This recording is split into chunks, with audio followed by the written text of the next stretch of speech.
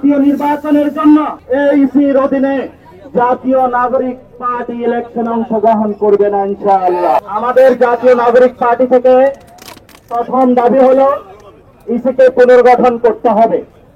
কেন ইসিকে পুনর্গঠন করতে হবে?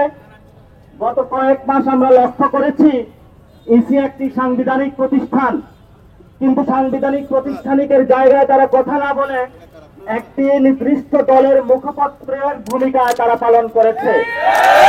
এটা বাংলাদেশের জন্য একটি লজ্জা। বাংলাদেশকে গণতান্ত্রিক প্রক্রিয়ায় নেওয়ার জন্য, মানুষের ভোটাধিকার ফিরিয়ে দেওয়ার জন্য জাতীয় নির্বাচন যে কমিশন রয়েছে এটি একটি অনন্য প্রতিষ্ঠান। এই প্রতিষ্ঠানকে যদি আমরা ঠিক করতে না পারি, ভবিষ্যতে বাংলাদেশে কোনো সুষ্ঠু ইলেকশন হবে বলে আমরা আশা করি না। এই জন্য সুষ্ঠু ইলেকশনের জন্য, গণতান্ত্রিক প্রক্রিয়ায় বাংলাদেশকে ফিরিয়ে নেবার জন্য ইলেকশন কমিশনকে অবশ্যই পুনর্গঠন করতে হবে। এবং এই ইলেকশন কমিশনের প্রথম কেস হিসেবে আমরা ধরে নিব জাতীয় ইলেকশনের আগে স্থানীয় সরকার ইলেকশন। যদি স্থানীয় সরকার ইলেকশন তারা সুন্দরভাবে সক্ষমতার পরিচয় দিয়ে আয়োজন করতে পারবে, তাহলে আমরা মনে করব এই ইসির ফিটনেস রয়েছে জাতীয় সংসদ নির্বাচনের জন্য।